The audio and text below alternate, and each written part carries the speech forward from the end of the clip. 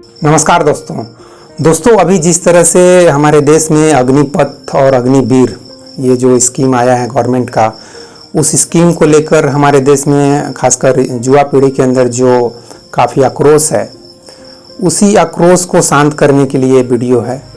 तो अपने युवा पीढ़ी के दोस्तों से मैं यह कहना चाहता हूँ कि ये जो हमारे अंदर आक्रोश है दोस्तों, इसके थोड़ा गहराई में हमको जाने की ज़रूरत है।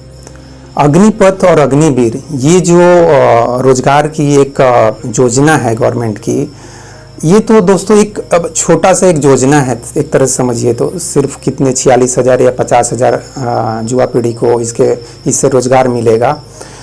तो दोस्तों इसकी गहराई में अगर हम जाएंगे तो बेसिकली इस समस्या का जड़ क्या है? इस समस्या का जड़ तो वही है ना, बेरोजगारी, गरीबी और बेरोजगारी, ये सबसे मेन जड़ है। तो दोस्तों जो हमारे समाज की, हमारे देश की जो सबसे बड़ी समस्या है बेरोजगारी की समस्या, उसकी मैं जड़ में थोड़ा सा जाना चाहता हूँ। और जड़ में जाने के लिए आपको समझ लीजिए थोड़ा सा हिस्ट्री में आपको जाना पड़ेगा। तो बेरोजगारी की समस्या दोस्तों ये कोई 5 और 10 साल की समस्या नहीं है। ये सिर्फ बीजेपी गवर्नमेंट या कांग्रेस गवर्नमेंट की सिर्फ समस्या नहीं है। कांग्रेस गवर्नमेंट की इसलिए मैं बोल रहा हूँ क्योंकि दोस्तों ऐसा थोड़ी जो है कि कांग्रेस पार्टी ने या कांग्रेस सरकार ने हमारे देश में बेरोजगारी को दूर करने के लिए कुछ भी नहीं किया। उनकी जितनी भी काबिलियत थी, उनकी जितनी भी स्ट्रेटजी थी, उनकी जितनी भी पॉलिसी थी, उन्होंने वो सब कुछ अपने तरफ से किया। मुझे याद है अपने बचपन में मैं एक इंदिरा गांधी के समय की वो एक ऐड आता था पॉपुलेशन को कंट्रोल करने के लिए कि पहला बच्चा अभी नहीं, दूसरा बच्चा जल्दी नहीं, तीसरा बच्चा कभी नहीं, हम दो हमारे दो, आज से 40 साल पहले। तो दोस्तों मैं ये कहना चाहता हूँ कि हम अगर अपनी मर्जी से सब कुछ करना चाहते हैं, हमारे देश की सबसे बड़ी प्रॉब्लम क्या है?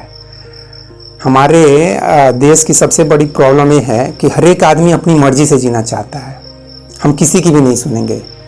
सरकार हमें कौन होती है समझाने वाली कि हम कितने बच्चे पैदा करें? हम 2 करें, 4 करें, 6 करें, 10 करें? तो दोस्तों इसी तरह से तो सरकार भी तो अपनी मर्जी से चल सकती है ना। मैं कुछ गलत बोल रहा हूँ तो आप समझिए, बताइए मुझे। हम आम आदमी 130 करोड़ या 135 करोड़ जो आम आदमी हैं, मान लीजिए कि 5-10 करोड़ हाईली रिच आदमी है या हाईली वीआईपी आदमी है, ठीक है। लेकिन 120 करोड़ जो आम आदमी हैं वो सभी अपनी मर्जी से ज़िंदगी जिएंगे, अपनी मर्जी से जैसे मन करेगा वैसे ज़िंदगी जिएंगे, जितने चाहे उतने बच्चे पैदा करेंगे, कोई कंट्रोल नहीं। तो सरकार के पास क्या, एक तरह से कहा जाता है कि पेड़ पे नोट फल रहे हैं क्या? सरकार के पास नोट छापने की मशीन तो है, तो क्या करे? वो नोट छाप कर बांट दे लोगों में, फिर वैसे ही हालत कुछ हो जाएगी श्रीलंका जैसी या किसी भी और देश के जैसी। तो दोस्तों इस समस्या को आप समझने की ज़रूरत है कि ये समस्या किसी एक सरकार की पैदा की हुई नहीं है। इस समस्या के पीछे बहुत सारे कारण हैं। हमारे अंदर की जो अंधविश्वास है, जो रूढ़िवादिता है, बच्चे पैदा करने के बारे में हमारी जो कई तरह की अंधविश्वास और रूढ़िवादिता है, वो सब बेसिक कारण है इसके। तो दोस्तों हम सभी को इस बात को स्वीकार करना पड़ेगा कि ये जो बेरोजगारी की समस्या है, चाहे गरीबी की समस्या है, उसके लिए सिर्फ सरकार और भगवान जिम्मेदार नहीं है, बल्कि हम सभी जिम्मेदार हैं। 130 करोड़ अगर आम आदमी हैं तो ये सभी जिम्मेदार हैं और इस जिम्मेदारी को हमको स्वीकार करनी होगी। अब हमको इसके आगे सोचना है कि हम इस समस्या से बाहर कैसे निकलें। तो उस समस्या से बाहर निकले का कोई दोस्तों फुल प्रूफ स्कीम नहीं है। मैं तो एक वीडियो में बोला हूँ कि आप चाहो तो एलोन मस्क को कुछ समय के लिए, अभी वो इंडिया क्या पूरे वर्ल्ड के सबसे इंटेलिजेंट आदमी हैं एलोन मस्क, तो उनको आप चाहो तो 2-4 साल के लिए बागडोर दे दो कि भैया हम बहुत परेशान हैं गरीबी और बेरोजगारी से, अगर तुम हमें गरीबी और बेरोजगारी से मुक्ति दिला सकते हो तो दिला दो। और मैं दावा करता हूं दोस्तों कि एलोन मस्क के पास भी कोई स्कीम नहीं ऐसी होगी कि जिससे कि हमारे देश की गरीबी और बेरोजगारी 2-4 सालों में या 5 सालों में दूर कर दे। किसी के पास भी नहीं है दोस्तों। तो फिर समाधान क्या है? समाधान ऐसे ही होगा, हमको स्ट्रगल करना होगा। अगले 40-50 सालों में या अगले 100 सालों तक हमको स्ट्रगल करना होगा और इसका कोई समाधान नहीं है। हमको पॉपुलेशन को कंट्रोल करना होगा और धीरे धीरे जब हमारी पॉपुलेशन 100 करोड़ से नीचे जाएगी या 70-60 ऐसे जाएगी, पॉपुलेशन जब नीचे जाएगी तो धीरे धीरे हमारी गरीबी और बेरोजगारी दूर होगी। तो सबसे पहले मैं यह कहना चाहता हूं दोस्तों कि हम सभी को इसके बारे में सोचने की ज़रूरत है कि कैसे गरीबी और बेरोजगारी को दूर किया जाए। तो सबसे पहले पॉइंट है दोस्तों, और दूसरी बात दोस्तों कि इस स्कीम के बारे में बहुत सारे न्यूज़ पर आप सुन चुके हैं, तो मुझे फिर से उसी बात को दोहराने की कोई ज़रूरत नहीं है। लेकिन कुछ बातें मैं इसमें ऐड करना चाहूँगा अपने एक्सपीरियंस से। जैसे कि अग्निवीर, एक्चुअली अग्निवीर को अगर हम इंग्लिश में बोलेंगे तो उसको फायर फाइटर बोलना चाहिए। और मैं खुद एक फायर फाइटर हूँ, मैं खुद नेशनल फायर सर्विस कॉलेज से फायर ऑफिसर की ट्रेनिंग किया हूँ। तो अग्निवीर मैं अपने को बोल सकता हूँ, फायर फाइटर बोल सकता हूँ। तो दोस्तों मेरी भी ट्रेनिंग और इस ट्रेनिंग, ये जो 4 साल का स्कीम है, वो कुछ लगभग एक ही जैसा मुझे कुछ लग रहा है। मैंने भी कुछ बड़े शौक से गया था वहाँ फायर ऑफिसर की ट्रेनिंग करने की, अब मुझे तो जॉब मिल जाएगी। और मैंने कुछ 8 महीने ट्रेनिंग किया और उसके बाद मुझे हाथ में एक सर्टिफिकेट दे दिया गया। जबकि मुझे याद है कि जब कॉलेज का आखिरी दिन था तो सभी को अपना फीडबैक लिख के देना था, तो मैंने फीडबैक में लिखा था कि हम लोग तो बहुत यहाँ डिजायर से आए थे कि हमें नौकरी मिल जाएगी, हमें यहाँ कैंपस सिलेक्शन होगा, कंपनी आएगी, लेकिन वो हुआ नहीं। और इत्तेफाक से मेरा ही लिखा हुआ वो चिट जो है डायरेक्टर साहब को मिल गया और उन्होंने उसको पढ़ा और फिर पूछा कि किसने लिखा है। तो मुझे हिम्मत नहीं हुई एक्चुअली बोलने की कि मैंने लिखा। एक्चुअली सभी डर रहे थे कि अगर कुछ हम नेगेटिव फीडबैक देते हैं तो हमारा जो डिस्टिंक्शन मार्क्स होना चाहिए 75% प्लस, वो नहीं आएगा। तो मैं भी चुपचाप से खामोश रह गया। लेकिन मुझे याद है कि मैं फिर भी जब डायरेक्टर साहब ने बोला कि कोई अगर मंच पर आकर कुछ बोलना चाहता है तो बोल सकता है, तो मैं बाकायदा हिम्मत करके मंच पर गया और मैंने अपनी भावना को व्यक्त किया कि सर हम लोग तो यहाँ बहुत इच्छा से, बहुत कामना से आए थे कि हमें यहाँ एक नौकरी मिलेगी, लेकिन वैसा कुछ हुआ नहीं। तो डायरेक्टर साहब ने यही बोला कि कोई बात नहीं, एम्प्लॉयमेंट न्यूज़ में वैकेंसी निकलते रहती है, आप फॉर्म भरते रहिए और कहीं ना कहीं आपको एम्प्लॉयमेंट हो जाएगा। लेकिन फायर सर्विस में बहुत ही कम एम्प्लॉयमेंट निकलती है। फिर भी मैंने हाथ पाँव मार के एक प्राइवेट कंपनी पकड़ा, वहाँ भी इंटरव्यू हुआ और 1.5 साल तक वो नौकरी भी किया और उस समय में कुछ 6-7 हज़ार सैलरी मिल रही थी। तो दोस्तों उस चीज़ को मैं इसलिए रिलेट कर रहा हूँ कि ये भी स्कीम को कुछ ऐसे समझ लीजिए दोस्तों कि जैसे मैंने 8 महीने की ट्रेनिंग किया, फिर 1.5 साल की नौकरी किया प्राइवेट जॉब, और फिर मुझे उससे कुछ पैसे मिले। तो यहाँ भी कुछ वैसा ही है, आप एक ट्रेनिंग करेंगे 1 साल और फिर या 6 महीने और फिर आपको कुछ पैसे मिलेंगे। और सबसे बड़ी चीज़ है कि आपको एक एक्सपीरियंस मिलेगा, आपको एक कॉन्फिडेंस मिलेगा। एक्चुअली मैं जो अभी जॉब कर रहा हूँ ना, उसको अगर देखा जाए तो उसके मिलने के पीछे भी उस ट्रेनिंग का और जो मैंने नौकरी किया था प्राइवेट जॉब, उसका बहुत बड़ा हाथ है। क्योंकि उसी के बेसिस पे मुझे इंटरव्यू में भी काफ़ी पसंद किया गया। इवन मेरा कैटेगरी देखा जाए तो ओबीसी कैटेगरी में मैं आता हूँ, लेकिन मेरा सिलेक्शन जो हुआ था जनरल में हुआ था। तो ये सब पॉजिटिव फैक्टर बनते हैं दोस्तों। तो इसी तरह से ये जो 4 साल की इसको एक तरह से आप ट्रेनिंग के रूप में लीजिए और साथ में आपको पैसे भी मिल रहे हैं। ये मेरा एक दोस्त के रूप में सलाह है दोस्तों जी। आप ये मत समझिए कि मैं गवर्नमेंट की तरफ से बात कर रहा हूँ। ऑफकोर्स मैं गवर्नमेंट एम्प्लॉय हूँ तो गवर्नमेंट की तरफ से ही ज़रूर बात करूँगा, सिस्टम की तरफ से ज़रूर बात करूँगा। लेकिन दोस्तों जिस तरह से मैं बता रहा हूँ कि मैं फायर ऑफिसर की ट्रेनिंग करने के बाद निराश हुआ, फिर प्राइवेट जॉब किया और तब जाके फिर गवर्नमेंट जॉब मिली और मैं स्ट्रगल करते रहा, 4-5 साल स्ट्रगल करते रहा। तो इसी तरह से मैं आप सभी को यही शुभकामना देना चाहता हूँ कि आप थोड़ा मन छोटा मत कीजिए, अपना दिल छोटा मत कीजिए। आप थोड़ा अभी स्ट्रगल गवर्नमेंट भी कर रही है एक तरह से देखा जाए तो दोस्तों। श्रीलंका की इतनी बुरी हालत हुई, वहाँ से हम लोग बहुत ही अच्छे पोजीशन में हैं। तो समझ लीजिए कि गवर्नमेंट के पास भी इतने पैसे नहीं हैं कि वो इतने ज़्यादा खर्च कर सके। तो दोस्तों गवर्नमेंट की मजबूरी को भी हम सभी को समझने की ज़रूरत है। और तीसरी बात दोस्तों, ये बहुत ही इम्पोर्टेंट बात है। वो इम्पोर्टेंट बात ये है दोस्तों कि मुझे याद है कि एक बार मुझे जब डिफेंस में नौकरी मिल गई थी इंडियन नेवी में, तो मुझे कुछ 8-10 साल नौकरी किए हो गया था। तो एक दिन मुझे ऐसे ही ध्यान आया और मेरे सामने में एक लेफ्टिनेंट कमांडर बैठे थे, एक कमांडर साहब भी बैठे थे। नाम बताने की कोई ज़रूरत नहीं है। तो मैं ऐसे ही अपने ऑफिसर्स के सामने ही एक अपना विचार रख दिया कि सर इतने सारे मिसाइल, इतने सारे शिप, इतने सारे सबमरीन, इतने सारे जेट, इतने सारे ये वो, इतने सारे वेपन्स, इन सब की ज़रूरत है क्या? इतने सारे defence employ, service person, civilian, करीब 40-50 लाख, इतने सारे लोगों की ज़रूरत है क्या? क्योंकि अभी मॉडर्न एज है। अभी मॉडर्न एज में मैं अपना विचार दिया, मॉडर्न एज में इतने सारे अस्त्र शस्त्र की क्या ज़रूरत है? अभी तो बस 8-10 या 15 हाइड्रोजन बम बना लेते हैं, और उसको मेंटेनेंस कर देते हैं और ready for use, ready for action position में रखते हैं। और जब किसी से वार होगा, चाइना से हो, पाकिस्तान से हो, अमेरिका से हो, रसिया से हो, किसी से भी हो, हमारे पास हाइड्रोजन बम रहेंगे और बस 10-15 मिनट में जो भी वार होना है हो जाएगा। ये मैंने ऐसे विचार दे दिया था। तो लेफ्टिनेंट कमांडर जो कि अब कैप्टन बन चुके हैं, उन्होंने बोला यार तुम तो मतलब जो काम एक सुई से हो सकता है वहाँ सीधे तुम तलवार निकालने की बात कर रहे हो, सीधे AK-56 निकालने की बात कर रहे हो। ऐसे नहीं करते हैं। जहाँ काम एक सुई से हो सकता है, एक चाकू से हो सकता है, उस काम को एक सुई और चाकू से ही करने की ज़रूरत है, न कि सीधे हाइड्रोजन बम, एटम बम। तो एक तरह से मुझे भी अजीब लगा कि, और सर ने भी मुस्कुराते हुए सब मुझसे बात किया।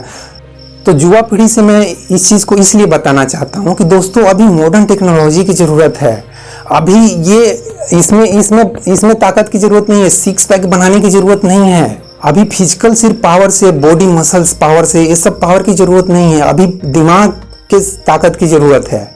मुझे तो दोस्तों ऐसे ये झगड़ा, लड़ाई, वार, ये सब में ज़्यादा इंटरेस्ट नहीं है और इसलिए मेरा पहला जो सिलेक्शन था वो डिफेंस नहीं था। ये अब इत्तेफाक की बात है कि फाइनली मुझे डिफेंस ने ही जगह दिया कि भाई तुम यहीं आ जाओ, तुम्हारे लिए हम एक जगह रखे हैं।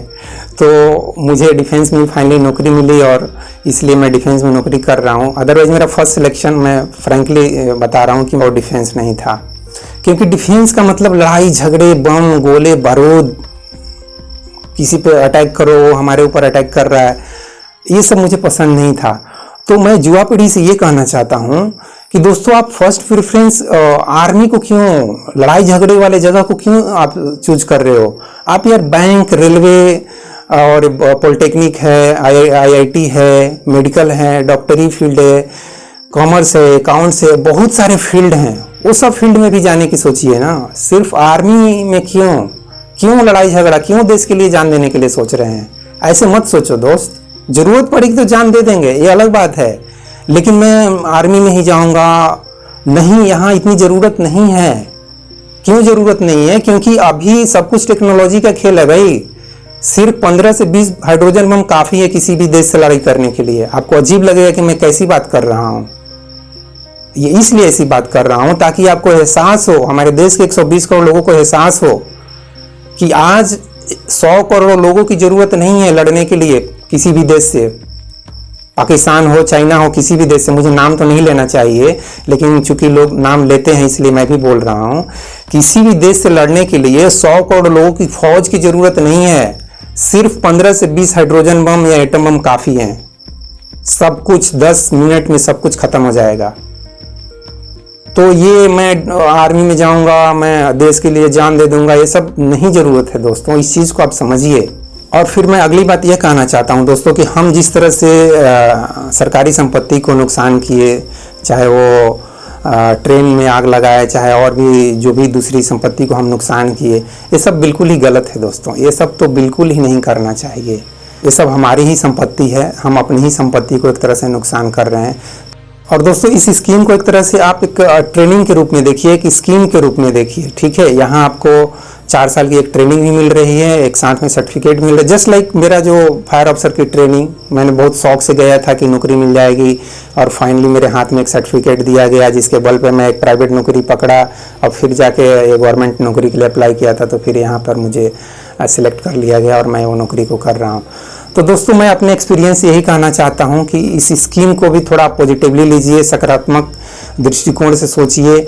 और बाकी जो पत्रकार लोग हैं, जैसे कि चाहे वो रवीश कुमार हों, चाहे मनीष कश्यप हों, चाहे और भी जितने सारे ऐसे लोग जो गवर्नमेंट की इस स्कीम का सिर्फ नेगेटिव निकाल रहे हैं, सिर्फ नकारात्मक दृष्टिकोण से इसके ऊपर ऑब्जर्वेशन दे रहे हैं कि इसमें ये खामी है, इसमें ये खामी है, तो इस तरह से खामी निकालने से क्या होगा दोस्तों? मैं तो कहूँगा ये जितने भी पत्रकार हैं इन सभी को एक पार्टी बना लेना चाहिए, एक पॉलिटिकल पार्टी बना लें। और अभी 2 साल बाद इलेक्शन आ रहा है, उस इलेक्शन में लड़के और ये सब प्राइम मिनिस्टर और चीफ मिनिस्टर, MLA MP जो भी बनना है बने और हमारे देश से गरीबी और बेरोजगारी दूर करें। कोई इनको रोक थोड़ी जो रहा है, चाहे रवीश कुमार, चाहे मनीष कश्यप, चाहे कोई भी जो सिर्फ गवर्नमेंट की सिर्फ बुराई निकालते हैं। मैं उन सभी से कहना चाहता हूं कि सर आप लोग सिर्फ कमेंट्री क्यों कर रहे हैं? ये अंपायरिंग क्यों कर रहे हैं, डायरेक्ट बैटिंग क्यों नहीं कर रहे, बॉलिंग क्यों नहीं कर रहे। अंपायरिंग और कमेंट्री करना बहुत आसान है यार, ऐसे माइक पकड़ के या किसी के सामने ऐसे माइक घुमा घुमा के पूछते रहो, हाँ तुम बताओ तुम बताओ तुम बताओ। तो 99% तो लोग बोलेंगे कि सरकार में ये बुराई है, नेता में ये बुराई है, उसमें ये बुराई है, उसमें वो बुराई है, मेरे पड़ोसी में ये बुराई, मेरे बीवी में ये बुराई, मेरे बेटे में। तो सब बुराई तो बुराई करेंगे, तो उससे होगा क्या, समाधान हो जाएगा? अरे समाधान बताओ ना, अब बताओ क्यों, खुद करके दिखाओ। चाहे वो रवीश कुमार हो, चाहे मनीष कश्यप हो, चाहे कोई भी हो, सिर्फ समाधान बता भी क्यों रहे हो? तुमको पूछ कौन रहा है? तुम डायरेक्ट सिस्टम में आओ ना, एमएलए बनो, एमपी बनो, सीएम बनो, पीएम बनो, प्रेसिडेंट बनो। जिस पोस्ट पे भी जाके तुमको लगता है कि मैं समस्याओं को दूर कर दूंगा, गरीबी, बेरोजगारी और शिक्षा को दूर कर दूंगा, भ्रष्टाचार को दूर कर दूंगा, उस जगह पे जाओ और दूर करो। किसी कोई रोक रहा है आपको? प्रजातंत्र है भाई, सब कोई आजाद है, इलेक्शन लड़ो और जो पोस्ट चाहिए वो पोस्ट पाओ और फिर समस्याओं को दूर करो। सिर्फ भाषणबाजी क्यों? ये सब फालतू मुझे लगता है। तो दोस्तों अब इस वीडियो को मैं समराइज करना चाहता हूं और वीडियो के अंत में मैं यही कहना चाहता हूं कि जो भी ये स्कीम है उसको आप एक ट्रेनिंग के रूप में लीजिए और इस ट्रेनिंग का आप फ़ायदा उठाइए। और देखना दोस्तों, ऐसा भी नहीं होगा कि इस ट्रेनिंग में किसी को भी जगह मिल जाएगा, ऐसा कुछ भी नहीं है दोस्त। 46,000 या 1 लाख वैकेंसी निकलेगी और यहाँ कम से कम 25-30 करोड़ लोग बेरोजगार हैं। 25-30 करोड़ लोग चाहते हैं कि हमें कुछ नौकरी मिल जाए, हमें कोई रोजगार मिल जाए। तो करोड़ों लोग भरे पड़े हैं एक छोटी सी नौकरी के लिए, चाहे ग्रुप डी की नौकरी हो, चाहे कोई भी हो। 15-20-30 हज़ार की नौकरी के लिए करोड़ों लोगों की लाइन लगी हुई है, तो इसके लिए भी लाइन लगेगी। तो दोस्तों आप थोड़ा सा सकारात्मक रहिए, हर एक चीज़ के बारे में, गवर्नमेंट की पॉलिसी के बारे में भी सकारात्मक रहिए और देखिए कि वहाँ से मैं अपने लिए क्या कर सकता हूँ, अपने लाइफ के लिए क्या कर सकता हूँ, उस चीज़ का मैं कैसे फ़ायदा उठा सकता हूँ। तो दोस्तों हर एक चीज़ के प्रति मैं यही कहूँगा कि आप पॉजिटिव रहिए, सकारात्मक रहिए। और दोस्तों मैं तो यही कामना कर सकता हूँ कि जिस तरह से मुझे एक नौकरी मिली और मैं एक ठीक ठाक कंफर्टेबल लाइफ जी रहा हूँ, उसी तरह से हर एक नौजवान को, हर एक नौजुवती को, जिसको भी नौकरी की ज़रूरत है, उसे एक नौकरी मिले और वो अपना जीवन सुख शांति से यापन करे। मैं तो यही कामना करता हूँ दोस्तों आप सभी के लिए।